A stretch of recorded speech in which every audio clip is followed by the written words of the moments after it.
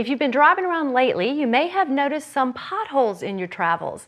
Here to tell us why and all about the Public Works Pothole Blitz is Earl Sorey, Assistant Director of Public Works. Thanks for coming on. Thanks for having me. Now, what is a pothole? What causes a pothole? So really, it's water that is the principal factor. So it gets into the pavement, it seeps in through cracks, and you see more of them in the winter and springtime because you get the freezing. And so when water freezes, it expands and then it melts and it contracts. And so that causes some movement underneath the pavement. It causes voids. And then as traffic drives over top of it, the pavement will start to develop potholes. And so that's what we're seeing right now. So yeah, so I have always noticed, like this time of year, like March. Yes. You know, the winter time has come and hopefully gone, so we see so many more, and that is why, because of the snow and precipitation? We do, and you know, part of it is just where we are geographically. So in more northern climates, they'll get a freeze at a start in the early winter, and it'll stay frozen until the spring. In our case, it's that constant freeze-thaw cycle that's contributing to this. So we never know what the temperature is going to be, That's of course. correct. So that answers that question about this time of year. It's very common.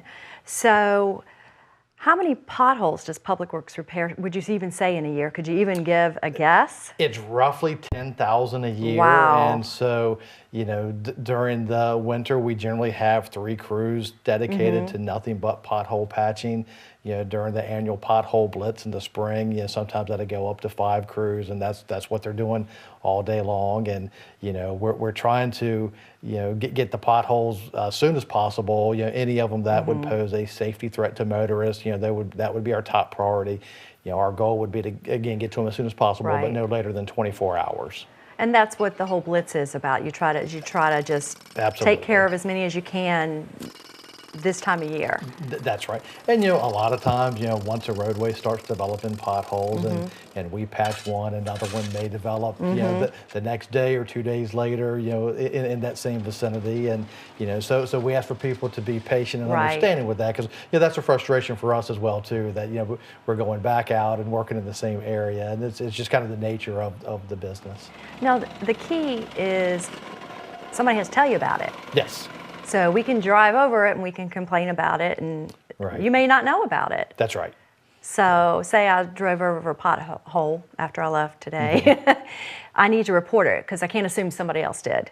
That's right. Yeah. So there's really, you know, 3 main ways that a citizen can report a pothole. So they can do it by calling our 382 city number that will take you to our customer service center. They can also report them through the cityofchesapeake.net, as well as our relatively new mobile app for reporting that. It will geocode the location, and yeah, that's a great way to do it, and you know, gets the information to us quickly and allows us to respond accordingly. So there's a lot of different ways to report it. So definitely do that if you come across one. So what is involved in fixing a pothole?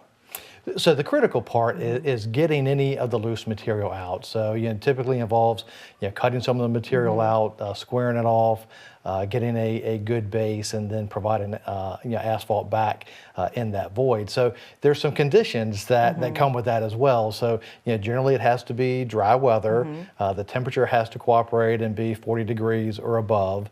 You know, we can go out, you know, for safety reasons and patch in inclement weather, but that's just a temporary fix. So we would still have to follow up when the weather is more favorable with a more permanent fix. So the conditions have to be right for it, sort of like road surgery in a way. Yes. There's a lot of different steps involved. And not only that, there's also, you know, depending on the roadway, there's certain times of day where it's just not practical for us to work due to heavy volumes of traffic. So, you know, we have to work that into our schedule, and that's certainly a big consideration for us. So a lot of factors. Absolutely. So how many people does it take to fix a pothole?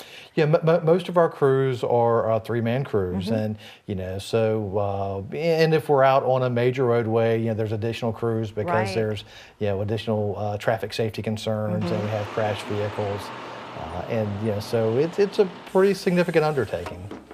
Now, what restraints are involved in repairing a pothole? You mentioned maybe traffic, maybe one. Yeah, so it's traffic, it's weather, it's, you know, the time of day. That certainly is a function of the traffic volumes that we're dealing with.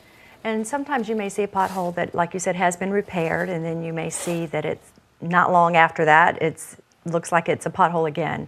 But like you said, it could be a temporary fix. Could be a temporary fix, and sometimes they will have a tendency to expand. The other thing that we see is there's other factors at work other than just this freeze-thaw cycle. Right. So, there's underground utilities that play into that. So your sewer systems, your water lines, your storm sewers, if they develop any type of a leak, that causes the soil underneath the pavement to start moving. That creates a void in and of itself.